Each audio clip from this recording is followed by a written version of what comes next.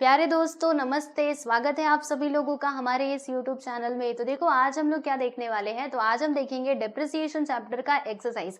आप लोगों को बता देना चाहती हूँ कि ये जो हमारा डेप्रिसिएशन चैप्टर है ना, इसमें हमने इसके सारे प्रैक्टिकल प्रॉब्लम्स को कंप्लीट कर लिया है और इसका जो बेसिक कॉन्सेप्ट है उसको भी हमने समझ लिया है। यानी पिछली सारी चीजें कंप्लीट हो चुकी हैं, बचा क्या था, बस ये एक्सरसाइज बचा था जो हम लोग यहाँ पर इस लेक्चर में कवर करने वाले हैं। ठीक है, एक्सरसाइज के अंदर जितने भी क्वेश्चंस दिए गए हैं सारे क्वेश्चंस के आंसर मैं आप लोगों को इस लेक्चर में बताने वाली हूँ। तो चलिए फिर स्टार्ट करते हैं।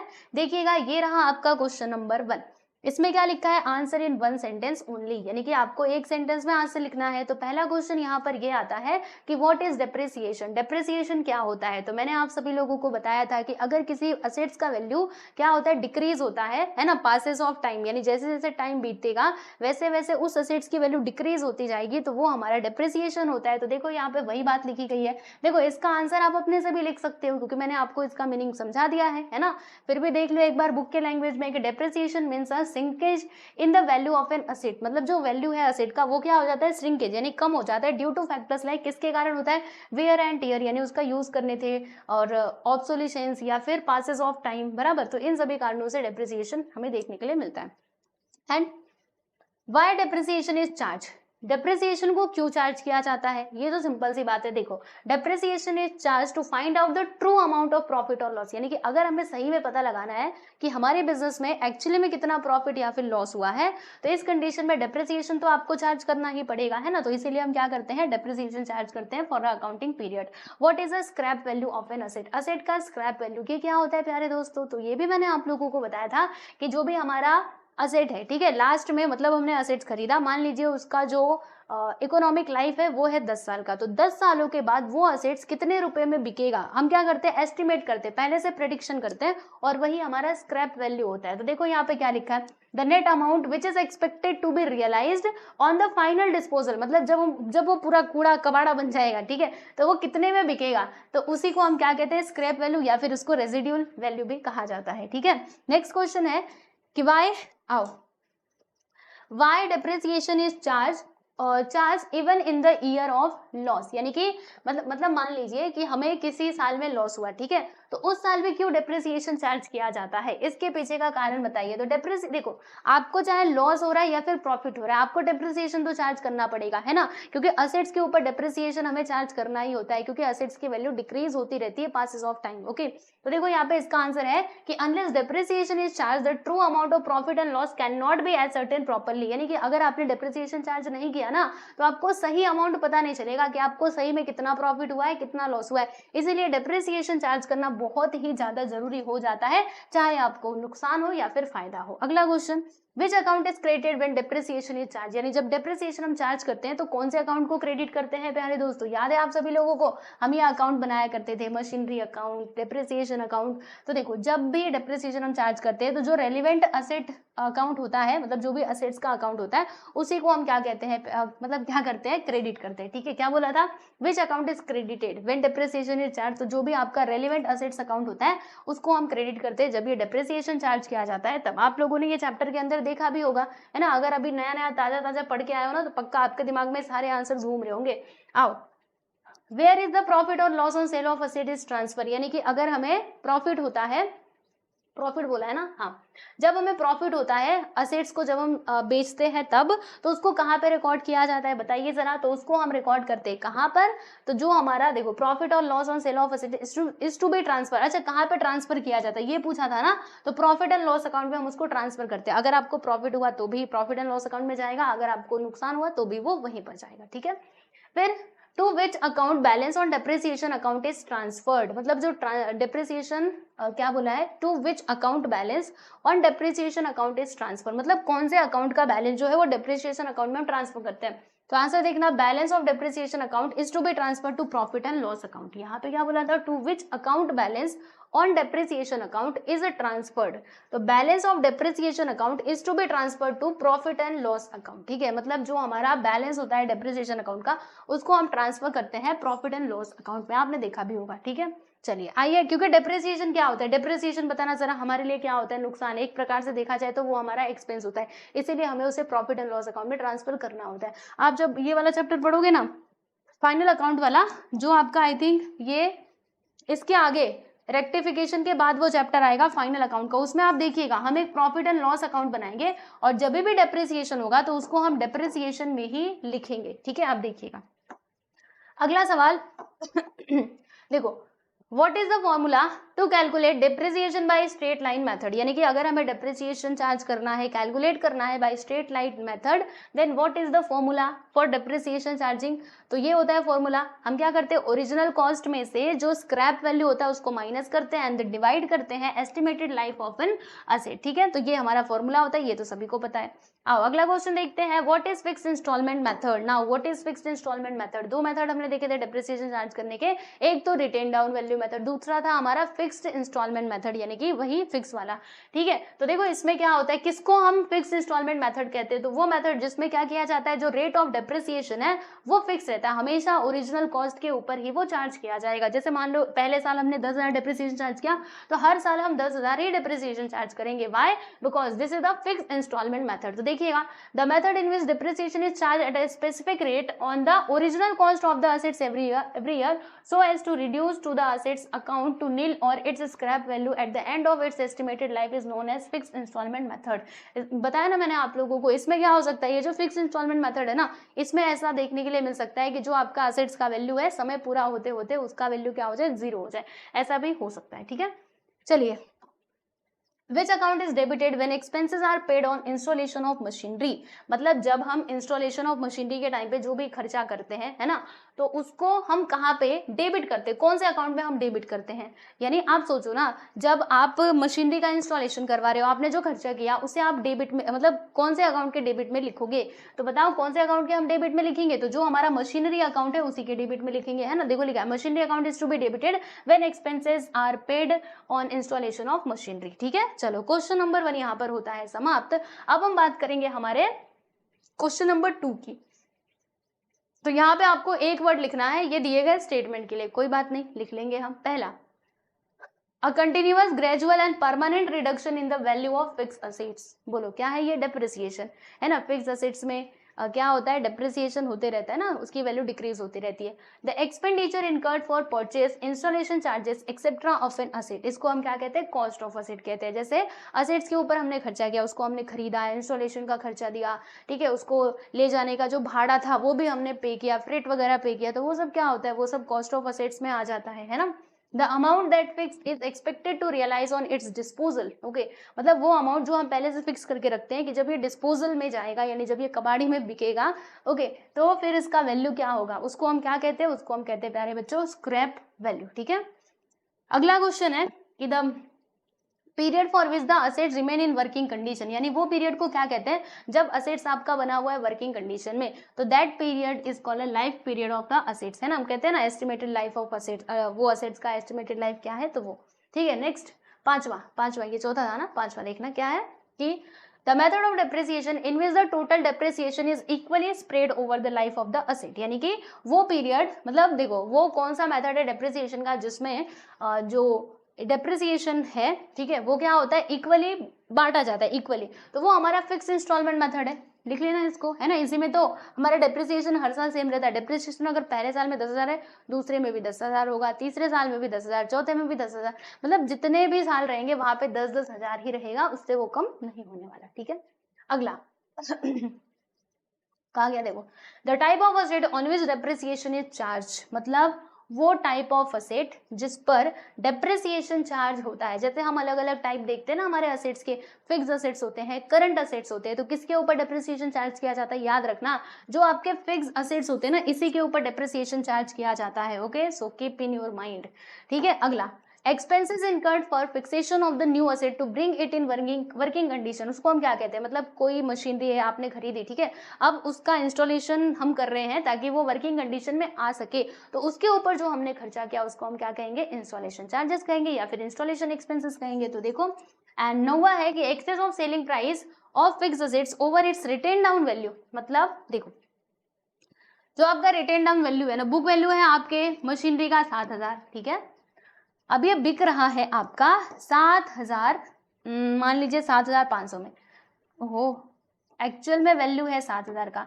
लेकिन ये बेचा गया 7,500 में, तो बोलना जरा क्या होगा आपको, फायदा के नुकसान। आपका बुक वैल्यू इतना है, लेकिन आपने जब बेचा तो आपको इतने पैसे मिले, यानी कि आपको 500 का क्या हो गया, फायदा हो गया। तो यहाँ पे वही बात बोली गई है कि जब सेलिंग प्राइस क्या है, रिटर्न डाउन वैल्यू मेथड से एक्सेस यानी कि उसके ऊपर है, ज्यादा है, देन हमें क्या होता है, profit on sale of assets होता है। असेट के ऊपर हमको प्रॉफिट हो गया, हमने असेट्स बेचा तो हमको प्रॉफिट हो गया। अगला question, method of depreciation that can not reach to zero value, मतलब कौन सा ऐसा मेथड है जिसमें हमारा जो डेप्रिसिएशन है वो कभी भी जीरो नहीं हो सकता, तो वो है आपका written down value method. Okay, diminishing balance method भी इसको हम कहते हैं, याद रखना प्यारे बच्चों। मैं आपको बता दूं, वैसे मैंने अगर लेसन में नहीं बताया होगा तो अब सुन लो। देखो, जो हमारा फिक्स इंस्टॉलमेंट मेथड होता है ना, इसमें आपके असेट्स की वैल्यू लास्ट में जाते जाते जीरो हो सकती है, ठीक है, क्योंकि आप हर साल डेप्रिसिएशन चार्ज करो, 10,000 10,000 ऐसे करते रहोगे, कई सालों तक जब चार्ज करोगे तो हो सकता है कि आपका जो मशीन का वैल्यू है वो जीरो हो जाए। लेकिन ये जो डिमिनिशिंग वाला मेथड है ना, इसमें जीरो नहीं हो सकता। ओके, क्योंकि हम क्या करते हैं, जैसे 10,000 हमने डेप्रिसिएशन चार्ज किया, तो अब मान लो हमारे असेट्स की वैल्यू 90,000 रह गई है, बराबर। अब इसका डेप्रिसिएशन अगले साल 9,000 होगा, ऐसे करके ये कम होगा, यानी जितना पैसा बच रहा है उसके ऊपर हम डेप्रिसिएशन चार्ज करते जाते हैं ना। तो याद रखना, इसमें जीरो नहीं होता है। बस इतना याद रखो कि किसमें जीरो हो जाता है, तो फिक्स वाले में जीरो हो जाता है, और इसमें जीरो नहीं हो सकता है, सिंपल, ठीक है। चलो आगे बढ़े। अब हम बात करते हैं क्वेश्चन नंबर 3 की। तो यहाँ पर हमें क्या करना है, select the most appropriate answer from the given alternative below and rewrite the sentences. ठीक है, कोई बात नहीं, डायरेक्टली मैंने यहाँ पे आंसर लिखे हुए। पहला क्वेश्चन है कि decrease in the value of fixed assets is known as, यानी कि जब फिक्स्ड असेट्स का वैल्यू डिक्रीज होता है तो उसको क्या कहा जाता है, this is called as depreciation. Depreciation is charge only on fixed asset, बिल्कुल सही बात है, डिप्रिसिएशन को हम फिक्स्ड असेट्स के ऊपर ही चार्ज करते हैं। And the amount spent on installation of new machinery, इसको हम क्या कहते हैं, कैपिटल एक्सपेंडिचर, यानी कि अगर आप कोई नया मशीन खरीद रहे हो, ठीक है, तो ये आपका एक्सपेंडिचर तो होगा, बट कैसा एक्सपेंडिचर होगा, ये आपका रेवेन्यू नहीं, कैपिटल एक्सपेंडिचर होगा, क्योंकि वो जो आप सामान खरीद रहे हो वो कैपिटल है ना आपका। एक प्रकार से आपने मशीनरी खरीदी, हर साल थोड़े ना मशीनरी खरीदोगे, आपने एक बार मशीनरी खरीद ली तो वो पूरा सालों भर आपके बिजनेस में रहेगा, 2 3 4 5 साल तक अपने आपके बिजनेस में रहेगा और आपको वो फायदा करवाएगा, इसीलिए उसको कैपिटल एक्सपेंडिचर के नाम से आप जानोगे। नेक्स्ट है the amount that a fixed asset expected to realise on its disposal, disposal क्या कहा जाता है उसको, स्क्रैप वैल्यू। पांचवा है कि the amount of depreciation reduces year after year, ये कौन सा मेथड होता है, रिटेन डाउन वैल्यू मेथड, जिसमें जो डेप्रिसिएशन का अमाउंट है वो घटते जाता है, साल मतलब हर साल क्या होता है, घटते जाता है घटते जाता है, तो वो हमारा रिटेन डाउन वैल्यू मेथड होता है। अगला है कि the amount of depreciation remains constant every year, कौन सा ऐसा मेथड है जिसमें डेप्रिसिएशन का जो मतलब अमाउंट है वो हर साल सेम रहता है, वो हमारा स्ट्रेट लाइन वैल्यू मेथड होता है, स्ट्रेट लाइन मेथड, ठीक है। फिर अगला है the balance of depreciation account is transfer to, मतलब जो बैलेंस होता है डेप्रिसिएशन अकाउंट का, इसको हम ट्रांसफर करते हैं in profit and loss account, ठीक है। क्वेश्चन नंबर 3 भी यहाँ पर होता है प्यारे दोस्तों समाप्त। Let's see the question number 4। अब यहाँ पे ट्रू और फॉल्स आ गया, सही गलत बताओ, लेकिन भैया रुको, सही गलत तो बताना है लेकिन रीजन के साथ, अब लो कारण भी बताना है। अगर बस ट्रू और फॉल्स बोलता है तब तो हमारा काम आसान, लेकिन नहीं, अब तुम इसके पीछे का कारण भी बताओ। चलो कोई बात नहीं, हमने सारी चीजें पढ़ी हुई है और डेप्रिसिएशन चैप्टर बहुत इजी है, अगर आप अच्छे से करोगे ना। मैं कह रही हूँ ना, मैं आप लोगों के कमेंट्स देखती हूँ, जैसे कोई बच्चा बीच से कोई वीडियो उठाएगा किसी एक क्वेश्चन का, ठीक है, तो डायरेक्टली वो प्रैक्टिकल प्रॉब्लम पे आ जाएगा, प्रैक्टिकल प्रॉब्लम में भी ना 1 गया ना 2 गया, अब 3 पे आ गए, ठीक है, अब बोलेंगे हमको तो समझ में नहीं आया। ओके, तो ये बात गलत है। मैंने क्या कहा है कि आप देखो, अगर आप, मैं सच्ची बता रही हूँ, अगर आप ना स्टार्टिंग से लेकर के यानी लेक्चर नंबर 1 से लेकर के लास्ट तक के लेक्चर उस चैप्टर के देख लोगे ना, पूरा स्टार्टिंग से लेकर के लास्ट तक, तो मैं आपको कह रही हूँ, गारंटीड है कि आप कोई भी सवाल उस लेसन का कर सकते हो। जैसे कि बीआरएस की मैं बात करूँ, बीआरएस, ठीक है, बैंक रिकंसिलिएशन स्टेटमेंट। अब अगर आप इसको, इसमें आपको मास्टर बनना है तो आप स्टार्टिंग से लेकर के लास्ट तक के लेक्चर्स देख लो बस मेरे, ठीक है। ओके, मैंने सिस्टमेटिक वे में हर चीज आपको करा के दिया है। अगर आपने इतना कर लिया, फिर कोई भी क्वेश्चन हो आप जरूर बीआरएस के सॉल्व कर सकते हो। वैसे ही डेप्रिसिएशन का भी है, अगर आप पहले लेक्चर से लेकर के लास्ट तक के लेक्चर्स देख लोगे, पक्का आप कोई भी क्वेश्चन कर पाओगे, ठीक है ना। तो ये हर चैप्टर के लिए लागू होता है। तो अगर आप किसी भी चीज में मास्टर बनना चाहते हो, उसको अच्छे से समझना चाहते हो, तो आपको प्रॉपरली रूल्स फॉलो करना पड़ेगा ना, ठीक है। अब सोचो कि हम बेसिक वोसिक कुछ नहीं देखेंगे, चलो डायरेक्टली प्रैक्टिकल प्रॉब्लम सॉल्व करने, हम तो बस क्वेश्चन, क्योंकि क्वेश्चन ही हमारे एग्जाम में आता है, हम तो क्वेश्चन ही सॉल्व करेंगे, तो ऐसे नहीं चलेगा, ठीक है। कोई ऐसी चीज आ जाएगी जो आपको समझ नहीं आएगा, फिर कहोगे ये तो सिखाया ही नहीं, जबकि मैंने वो पहले सिखाया रहता है, ठीक है। तो बस यही रिक्वेस्ट है कि अगर आप पढ़ रहे हो तो सिस्टमेटिक वे में थोड़ा मेहनत करके पढ़ लो, ताकि आप उसमें अच्छा बन जाओ, मास्टर बन जाओ, ठीक है। चलो बस इतनी ही बात थी और कुछ नहीं। आओ अब देखते हैं, बाकी आपकी इच्छा, आपको जैसे मन करे वैसे पढ़ो, है ना, आप फ्री हो। चलो देखते हैं यहाँ पे true and false. Depreciation is charge on fix assets, बिल्कुल सही बात है, डेप्रिसिएशन हम लोग फिक्स असेट्स के ऊपर ही चार्ज करते हैं। तो अब इसके पीछे का कारण बता दो। To find out actual profit और loss of business and to make provision for the replacement of asset, depreciation is charge on fix assets. यानी अगर आपको पता लगाना है आपके बिजनेस में फायदा हुआ, नुकसान हुआ, ठीक है, तो इसीलिए आपको डेप्रिसिएशन हमें चार्ज करना पड़ता है फिक्स असेट्स के ऊपर। Depreciation increases the value of the assets, सही बात है क्या? डेप्रिसिएशन की वजह से हमारे असेट्स का वैल्यू इंक्रीज होता है, ना डिक्रीज होता है। तो this statement is false, okay, गलत है। Depreciation means a continuous, gradual and permanent reduction of the value of fixed assets, है ना। डेप्रिसिएशन का मतलब क्या होता है कि परमानेंटली जो हमारा असेट्स का वैल्यू वो डिक्रीज होता है, राइट। तो हम यहाँ पे क्या बोल सकते हैं कि डेप्रिसिएशन क्या करता है, हमारे असेट्स की वैल्यू को डिक्रीज करता है, ना कि इंक्रीज करता है। याद रखना, डेप्रिसिएशन की वजह से हमारे असेट्स का वैल्यू डाउन जाता है, ऊपर नहीं जाता, ठीक है। आओ आगे बढ़े, तीसरा सवाल देखते हैं। Balance of depreciation account is transfer to profit and loss account, मतलब जो डेप्रिसिएशन अकाउंट का बैलेंस है उसको प्रॉफिट एंड लॉस अकाउंट में ट्रांसफर किया जाता है, जी बिल्कुल।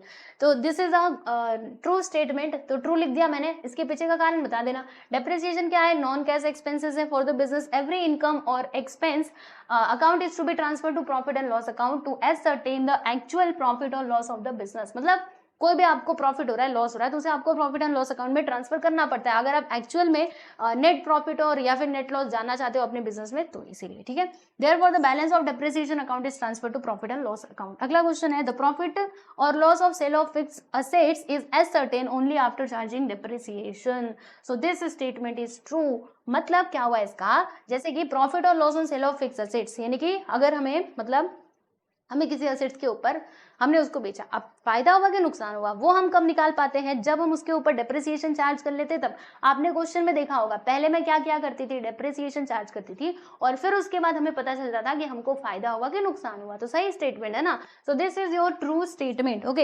And the reason is, see, unless depreciation is charged to the revenue, the exact amount of profit or loss of business cannot be ascertained properly. Therefore the profit or loss on sale of fixed asset is ascertained only after charging depreciation. अगर आप profit and loss तक आप पहुंचना चाहते हो, then आपको क्या करना पड़ेगा, प्रॉपरली वही डेप्रिसिएशन चार्ज करना पड़ेगा, ठीक है।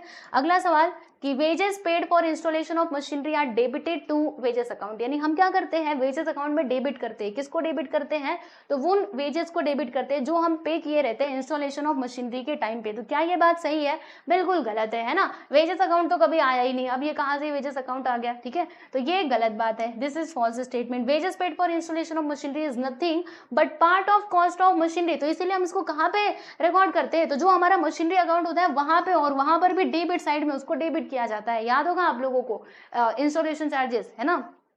तो वेजेस अकाउंट तो हमने कभी पढ़ा भी नहीं था, है ना, आया था कभी हमारे डेप्रिसिएशन में, नहीं आया था। तो इसीलिए ये आपका सही आंसर हो जाएगा। नेक्स्ट है, it is not necessary to depreciate an asset if it is not in use. मतलब मान लो आपने कोई मशीनरी खरीद ली, ठीक है, आपने उसका इंस्टॉलेशन वगैरह सब कुछ प्रॉपरली करा दिया और आप उसका यूज नहीं कर रहे हो, तो क्या उसके ऊपर हम डेप्रिसिएशन चार्ज करेंगे कि नहीं, यस और नो। टाइम बीत रहा है पर आपने वो मशीनरी को बस ऐसे एक जगह रखा है लेकिन उसका यूज नहीं कर रहे हो, लेकिन टाइम तो बीत रहा है ना। तो पासेस ऑफ टाइम की वजह से भी डेप्रिसिएशन चार्ज आपको करना पड़ेगा, आपके मशीनरी की वैल्यू डिक्रीज होगी, ठीक है। तो देखो दिस स्टेटमेंट इज फॉल्स, ये गलत बात है ना, ये गलत है कि अगर आप यूज ना कर रहे हो फिर कह रहे हो कि डेप्रिसिएशन ना चार्ज करें, तो ये पॉसिबल नहीं है, आपको डेप्रिसिएशन चार्ज करना पड़ेगा, क्योंकि जैसे जैसे टाइम बीतता है ना, पासेस ऑफ टाइम, तो आपका जो असेट्स है उसकी वैल्यू डिक्रीज होती है। Next, depreciation is charge on current assets only, गलत बात है ना। डेप्रिसिएशन हम चार्ज करते हैं ओनली ऑन फिक्स असेट्स, तो दिस स्टेटमेंट इज फॉल्स। तो यहाँ पे लिख देना कि depreciation is charge only on fix assets because why, it is necessary to apportion the cost over a number of years during the useful life of an assets and there is no question of useful life और current assets. मतलब देखो, जैसे हमारे जो assets होते हैं fix वाले, उनका एक ये इकोनॉमिक लाइफ होता है, ये 10 साल चलेगा, 5 साल चलेगा, पर जो हमारे करंट असेट्स होते हैं, मतलब उनके बारे में तो ऐसा कुछ सवाल आएगा ही नहीं, आप सोचो ना, आपने कोई रॉ मटेरियल खरीदा तो रॉ मटेरियल 2-3 महीने में खत्म हो जाएगा, ज्यादा से ज्यादा 6 महीने तक चलेगा। अब ये थोड़े ना होगा कि पूरा सालों साल उसी से आप काम चलाओगे, ऐसे नहीं होगा। ठीक है, तो उसके बारे में, यूजफुल लाइफ के बारे में, ये जो करंट असेट्स है, ऐसा तो कोई सवाल उठता ही नहीं है कि इसका यूजफुल लाइफ बताओ। ठीक है, तो इसीलिए यहाँ पर ये गलत हो जाएगा। नेक्स्ट है कि depreciation need not be charge ओ when business is making losses. वही आ गया फिर से, अगर बिजनेस लॉस में जा रहा है तो वहां पे डेप्रिसिएशन चार्ज करने की जरूरत नहीं है क्या? गलत बात। आप डेप्रिसिएशन चार्ज करोगे, आपके बिजनेस में आपको फायदा हो या फिर नुकसान हो, you have to charge the depreciation, आपको डेप्रिसिएशन चार्ज करना ही पड़ेगा। ठीक है, तो वही है इसका आंसर। देखो यहाँ से लेकर के यहाँ तक इसका रीजन देख लेना कि depreciation is an element of cost which is to be calculated, charge irrespective of profit or loss of the business. Also to find actual profit or loss of the business, it is compulsory to calculate depreciation. ठीक है, चलिए, तो यहाँ पर हमने question number 4 भी देख लिया। अब हम यहाँ पे बात करते हैं हमारे अगले सवाल यानी कि 5th क्वेश्चन की, जिसमें क्या लिखा है, कंप्लीट द फॉलोइंग सेंटेंसेस। ठीक है, तो ऑलरेडी ये कंप्लीट किए गए हैं, मैं आपको एक्सप्लेन करते जाती हूँ। Now listen carefully. Depreciation is charge on fixed assets, wages paid for installation और फिक्सेशन ऑफ मशीनरी, ये डेबिट किया जाता है मशीनरी अकाउंट में। अंडर रिड्यूसिंग मेथड, वही हमारा रिटन डाउन वैल्यू मेथड, इसमें क्या होता है, the amount of depreciation changes, हर साल वो क्या होता है, चेंज होता है। एंड डेप्रिसिएशन का फॉर्मूला क्या होता है, what is the formula, cost of assets minus residual यानी कि स्क्रैप वैल्यू अपॉन में, देखो ये डिवीजन है, estimated working life of an asset. ठीक है, चलो आगे बढ़े। अगला question, gradual and permanent decrease in the value of asset is known as depreciation. बार बार वही सवाल हमसे पूछा है, हर क्वेश्चन में डेप्रिसिएशन है ना, तो हो गया। फिर in fix instalment system the amount of depreciation is constant. Constant यानी क्या होता है, नो चेंज, हर साल सेम रहता है, बिल्कुल सही बात है ना। जब ये वाला सिस्टम होता है फिक्स इंस्टॉलमेंट मेथड वाला, तो इसमें जो हमारा डेप्रिसिएशन अमाउंट है वो हर साल सेम रहता है, हर साल बदलता नहीं है। ठीक है, the amount spent on installation machinery is a capital, बिल्कुल सही है, कैपिटल एक्सपेंडिचर होता है। फिर scrap value is the value which an asset realise at the end of its useful life, बिल्कुल सही बात है ना। अब तो आप समझ जा रहे होंगे, है ना, मुझे एक एक चीज अभी एक्सप्लेन करने की जरूरत नहीं है। डेप्रिसिएशन अकाउंट क्या होता है, it is a nominal account. Okay, nominal account का रूल आप सभी लोगों को पता है, मैंने पढ़ाते टाइम पे भी बहुत अच्छे से बताया था। और depreciation is derived from the Latin word depretium. Okay, तो डेप्रिसिएशन कहाँ से डिराइव हुआ है, तो derive from this Latin word depretium. Okay, do you agree और डिसएग्री, चलो आप बताना, आप इस बात से सहमति रखते हो या फिर नहीं रखते हो। तो आओ देखते हैं। पहला है depreciation is a non cash expenses, बिल्कुल सही बात है ना। आप सोचो, आपकी मशीनरी का वैल्यू डिक्रीज हो रहा है, उसके ऊपर आप डेप्रिसिएशन चार्ज कर रहे हो, तो आपका कोई इसमें पैसा जाता है क्या? नहीं, ये नॉन कैश एक्सपेंसेस है। ये एक्सपेंसेस तो है बट नॉन कैश, मतलब इसमें हमारा कुछ पैसा वैसा खर्चा नहीं होता है। ठीक है, याद रखना। तो अगर आपसे कोई ये बोले कि डेप्रिसिएशन कैश वाला एक्सपेंसेस, आप उसको बोलना ना ना, ये तो नॉन कैश एक्सपेंसेस है। ठीक है, चलो अगला सवाल। रिटेन डाउन वैल्यू मेथड में क्या होता है कि जो हमारा ये है कर्व है वो पैरेलल होता है टू द एक्स एक्सिस। तो ये हम इस बात से डिसएग्री करते हैं। व्हाई, क्यों? देखो बच्चों, मैंने आप लोग को एक बात बताई थी, जो हमारा फिक्स्ड इंस्टॉलमेंट, अरे बाप रे ये क्या हो रहा है, ये देखो, जो हमारा फिक्स्ड इंस्टॉलमेंट मेथड होता है ना, इसमें हमारा ग्राफ कुछ ऐसा बनता है, मैंने आपको बताया था। इसमें जो क्योंकि हर साल फिक्स रहेगा हमारा डेप्रिसिएशन, तो ये डेप्रिसिएशन यहाँ पर इस साल भी वही रहेगा, इस साल भी वही, ऐसे करके हर साल सेम रहेगा। तो इस प्रकार से ये बनता है, ये फिक्स वाला हो गया। और अगर मैं वो वाले दूसरे वाले की बात करूँ, यानी रिटेन डाउन वैल्यू मेथड का, तो पहले साल हमारा डेप्रिसिएशन इतना होगा, दूसरे साल थोड़ा कम होगा, तीसरे साल कम होगा, चौथे साल कम होगा, इस प्रकार से ये कम होता जाएगा, यानी ऐसे नीचे की तरफ जाता है। ठीक है, तो इसका ग्राफ देखो, ये जो रिटेन डाउन वैल्यू मेथड का ग्राफ है, ये देखो ये नीचे की तरफ जा रहा है। क्या ये एक्स एक्सिस के पैरेलल है? बोलो नहीं, एक्स एक्सिस के पैरेलल नहीं है। एक्स एक्सिस के पैरेलल ग्राफ किस में होता है? तो फिक्स इंस्टॉलमेंट मेथड में होता है। रिटेन डाउन में तो ऐसे हो रहा है, इसीलिए ये स्टेटमेंट गलत हो जाएगा। तो इसीलिए हम इस बात से क्या कर रहे हैं, डिसएग्री कर रहे हैं। देखो कहाँ गया ये ना, देखो disagree. The rate of depreciation depends upon the life of fixed assets, बिल्कुल सही बात है ना। रेट ऑफ डेप्रिसिएशन उसी के ऊपर डिपेंड करती है कि लाइफ ऑफ असेट कितना है। The terminal value of asset never affects the annual amount of depreciation, तो हम इस बात से डिसएग्री करते हैं ना। डेप्रिसिएशन को वो असेट तो अफेक्ट तो करेगा जो टर्मिनल वैल्यू है। टर्मिनल वैल्यू है एसेट का। नेक्स्ट है by charging depreciation on fixed assets ascertainment of true and fair financial position is possible. बिल्कुल सही है, एग्री। अगर हम डेप्रिसिएशन चार्ज करते हैं तो हमें सही पोजीशन पता चलेगा ना हमारे बिजनेस का। ओके, ये सारी बातें ठीक। चलिए आगे बढ़ते हैं। क्वेश्चन नंबर 7 देखेंगे कि correct the following statement and rewrite this statement. मतलब यहाँ पे दिए गए सारे स्टेटमेंट्स को आपको सही करके लिखना है। ओके, पहला residual value of an asset increases the amount of annual depreciation, यानी स्क्रैप वैल्यू जो है वो क्या करता है, वो हमारे असेट्स के वैल्यू को इंक्रीज करता है। नहीं, एक मिनट रुको। Residual value of an asset increases the amount of annual depreciation, मतलब ये जो स्क्रैप वैल्यू है ना असेट्स का, वो एनुअल डेप्रिसिएशन को इंक्रीज करता है क्या? इज इट राइट और रॉन्ग? क्या लगता है आप लोगों को? तो ये गलत है। अब इसको सही करके लिखना है। तो ये जो रेसिडुअल वैल्यू है ना असेट्स का, वो क्या करता है? डिक्रीज करता है अमाउंट ऑफ एनुअल डेप्रिसिएशन, है ना। चलिए आगे। Depreciation is calculated on all assets only. नहीं बाबा, ये बस फिक्स असेट्स के ऊपर चार्ज किया जाता है। अगला, under retained on value method depreciation is calculated on original cost of asset. बताओ, रिटेन डाउन वैल्यू मेथड में ऐसा होता है क्या? नहीं, ये तो हमारा दूसरे वाले मेथड में होता है। रिटेन डाउन वैल्यू मेथड में तो ये होता है कि हर साल जो डेप्रिसिएशन है ना वो चेंज होते रहता है। हर साल जो नया बैलेंस आएगा, ओपनिंग नया वाला बैलेंस, ठीक है, उसके ऊपर डेप्रिसिएशन चार्ज किया जाएगा। Depreciation is provided on assets is debited to asset account only. मतलब जो हमारा डेप्रिसिएशन हम प्रोवाइड कर रहे हैं असेट्स के ऊपर, राइट, तो उसको हम असेट्स अकाउंट में डेबिट करेंगे। इज इट राइट और रॉन्ग? तो इसको सही करके लिखना है। Depreciation provided on assets is credited to assets account. ठीक है, डेप्रिसिएशन जब भी हम प्रोवाइड करते हैं, याद होगा आप लोगों को, तो असेट्स अकाउंट के हम क्रेडिट साइड में लिखते हैं ना कि डेबिट साइड में लिखते हैं। अगर कोई खर्चा हुआ तब तो वो डेबिट में जाता है, बट अगर वो डेप्रिसिएशन है तो फिर वो क्रेडिट साइड में जाता है। ठीक है, चलो।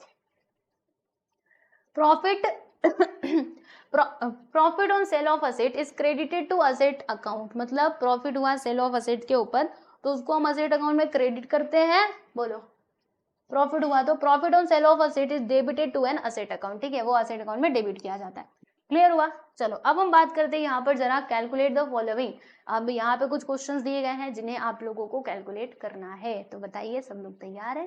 तो आओ फिर शुरू करते हैं और हम यहाँ पे इसको सॉल्व करते हैं। ठीक है, आइए। देखिए प्यारे बच्चों, पहला सवाल, मशीन का प्राइस कितना है? 23,000 रुपए, है ना। Is estimated to have a life of 7 years. इसका जो लाइफ है वो है 7 साल का। स्क्रैप वैल्यू है भाई 2000 का। और क्या, बस इतना ही। तो हमें इसका डेप्रिसिएशन चार्ज करना है। तो हमें तो सारे फॉर्मूले पता है। डेप्रिसिएशन का फॉर्मूला क्या होता है?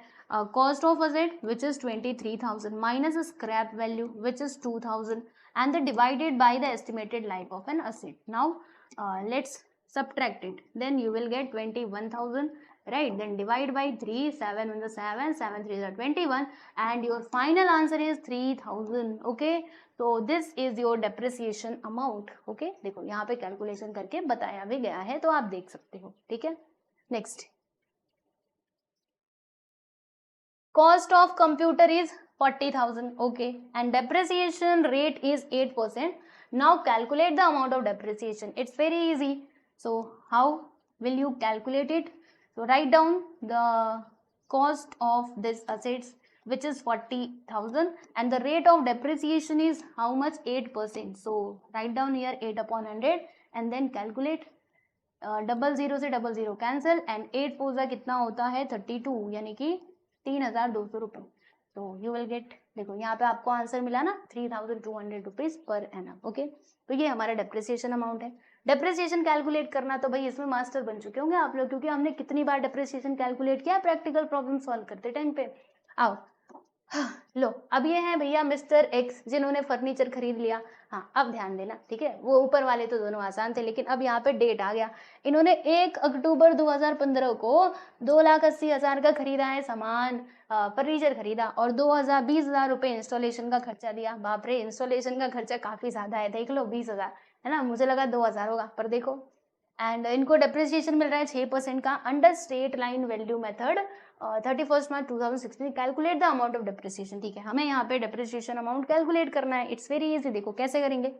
पहली बात तो इनका कॉस्ट ऑफ असेट कितना हो जाएगा? 2,80,000 तो हमारा वो उसका मशीनरी का, ठीक है, इंस्टॉलेशन चार्जेस ये भी, तो दोनों जुड़ करके कॉस्ट ऑफ असेट्स मिलेंगे, यानी 2,80,000 और ये 20,000 मिलकर के 3 लाख हो जाएगा, ठीक है। और 6% हमारा रेट है, तो 6/100 लिख दिया। एंड ये हमने कब खरीदा था? 1 अक्टूबर 2015 को खरीदा था। देखो हम ये कब खरीद रहे हैं, फाइनेंशियल ईयर हमारा पूरा 12 महीने का होता है, लेकिन हमने ये अक्टूबर में खरीदा। अब अक्टूबर से लेकर के मार्च तक आप कैलकुलेट कर लो, अक्टूबर, नवंबर, दिसंबर, जनवरी, फरवरी, मार्च, 6 महीने हो रहे हैं। यानी कि जब आपके पास ये मशीनरी आई है उसके बाद से आप डेप्रिसिएशन चार्ज करोगे ना, तो 6 महीने का डेप्रिसिएशन चार्ज करना पड़ेगा। तो इसीलिए यहाँ पे हम लिखेंगे 6/12 और फिर इसको सॉल्व कर दीजिए। 00 से 00 कट, 6 1 से 6, 6 2 12, 2 3 6, 3 3 9 and then you will get, आपको मिलेगा 9,000, ठीक है। तो ये है हमारा डेप्रिसिएशन।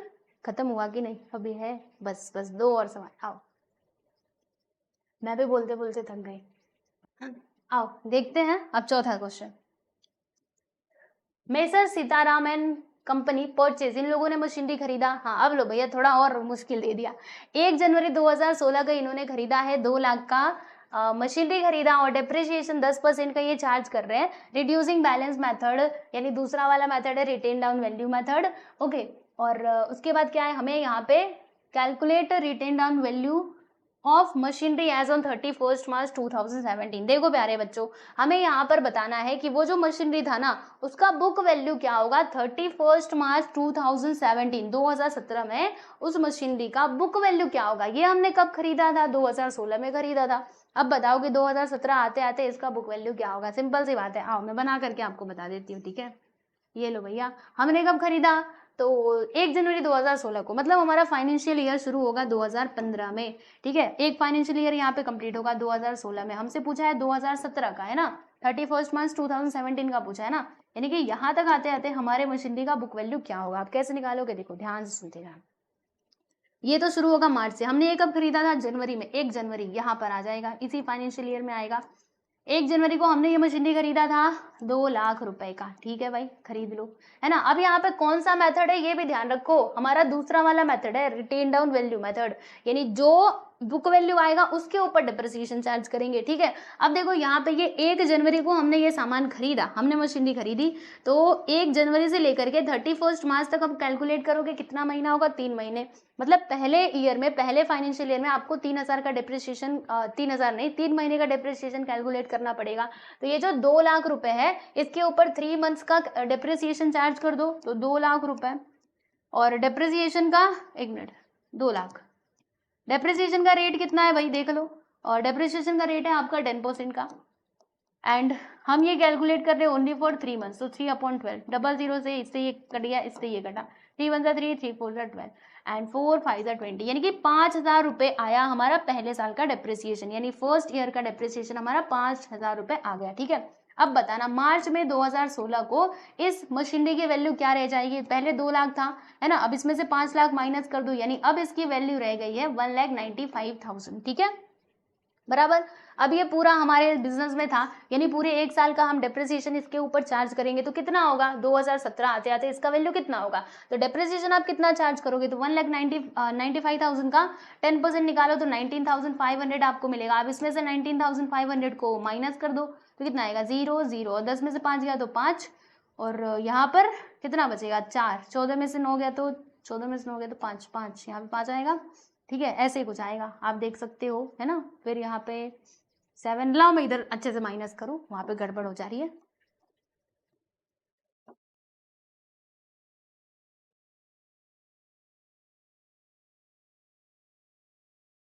और यहाँ पे 8 में से, हाँ देखो, 1,75,500, यानी 2017 में 31 मार्च को इतना वैल्यू होगा उस मशीनरी का, ठीक है प्यारे दोस्तों, देख रहे हो, देखो written down value on 31 March 2017 is 1,75,500 rupees.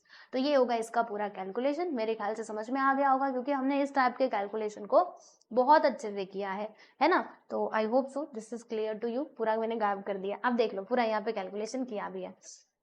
अब आओ हम इधर बात कर लेते हैं, क्या इसमें 1 जुलाई 2016 को मशीनरी बेचा, अच्छा 7,000 रुपए का मशीनरी बेचा, एंड ओरिजिनल कॉस्ट कितना था? 10,000 रुपए, विच वॉज परचेज ऑन 1 अप्रैल 2015, जो इतने तारीख को परचेज किया था। फाइंड आउट द प्रॉफिट और लॉस, मतलब बताना है कि जब मशीनरी को बेचा ना तो प्रॉफिट हुआ या फिर लॉस हुआ, और डेप्रिसिएशन यहाँ पे कितना चार्ज किया जा रहा है 10% per annum, okay, on the original cost, ठीक है। तो ये भी हमें थोड़ा सा दिमाग लगा करके कैलकुलेशन करना पड़ेगा। तो देखो प्यारे बच्चों, 1 अप्रैल 2015 को उस मशीनरी का प्राइस कितना था, अब मैं इसी में एक्सप्लेन कर देती हूँ, बाकी आप समझदार हो, समझ जाओगे, है ना, क्योंकि क्वेश्चन हमने किया है। अगर मैंने क्वेश्चन नहीं कराए रहते फिर मैं आपको ये पूरा ऐसे बना करके कराती, लेकिन हम लोग इससे भी हाई, मतलब इससे भी उच्च दर्जे का क्वेश्चन सॉल्व कर चुके हैं, तो अब ये आपके लिए कुछ भी नहीं है, ये आपके बाएं हाथ का खेल है, ठीक है। तो देखो इतना है 10,000 रुपए बराबर। अब उसके बाद हम डेप्रिसिएशन चार्ज कर लेंगे फॉर 12 मंथ्स का 2015-16 का, तो कितना आया 1,000। अब इसका प्राइस कितना है भैया 9,000 है, ठीक है। फिर हमने डेप्रिसिएशन चार्ज किया 2016-17 फॉर 3 मंथ्स। अच्छा आप सोच रहे होंगे 3 महीने का क्यों किया, बिकॉज हमने ये मशीनरी कब बेच दी थी, देखो हमने ये बेच दिया था 1 जुलाई 2016 को, यानी ये मशीनरी हमारे बिजनेस में कब तक रहा, ओनली फॉर 3 मंथ। देखो अप्रैल मई जून, 1 जुलाई को तो बेच दिया, तो इसीलिए 3 महीने का हमने डिप्रिसिएशन चार्ज किया 250 रुपए। अब इसका प्राइस कितना है, इतना 8,750। लेकिन आप जानते हो जब हमने इसको बेचा ना तो ये 7,000 रुपए में बिका। देखो इसका एक्चुअल में प्राइस था हमारा इतना, लेकिन ये बिक रहा है कम में, यानी हमें तो लॉस हो गया। कितने का लॉस हुआ, 1,750 का loss on sale of machinery. Machinery के ऊपर हमें लॉस हुआ 1,750 का, ठीक है। हमें यही बताना था, बता दिया हम लोगों ने। यस, तो फाइनली यस हो चुका है हमारा ये डेप्रिसिएशन चैप्टर कंप्लीटेड। हमने हर चीज को कंप्लीट कर लिया है प्यारे दोस्तों। तो आप जाइए, जाके प्लेलिस्ट में सारे वीडियोस देखिए, और कुछ समझना है तो कमेंट सेक्शन में बताना। और बताऊं, क्लास 12th का पूरा सिलेबस कंप्लीट हो चुका है। मैथमेटिक्स के स्टूडेंट हैं तो वो भी पढ़ाई कीजिए, और अगर आप कॉमर्स मतलब मैथमेटिक्स आपने नहीं लिया है तो अकाउंट्स तो आप पढ़ ही सकते हैं, ठीक है। अकाउंट सब चीज हर चैप्टर को मैंने कंप्लीट करवा दिया है, सारे प्रैक्टिकल प्रॉब्लम्स को। तो मैंने बोला ना कि कैसे आपको पढ़ना है, स्टार्ट करो फर्स्ट लेक्चर से लास्ट तक देखो, और फिर ना समझ में आए तब आप मेरे से आकर के बोलना कि मुझे ये चीज नहीं आया समझ में। पक्का गारंटी है कि समझेगा, आप कोई भी क्वेश्चन उसके बाद सॉल्व कर पाओगे, ठीक है। तो चलिए बच्चों, आज के लिए इतना ही, और वीडियो आपको कैसा लगा बताना जरूर कमेंट सेक्शन में। मिलते हैं नेक्स्ट वीडियो में, ओके, चलो बाय बाय एवरीवन।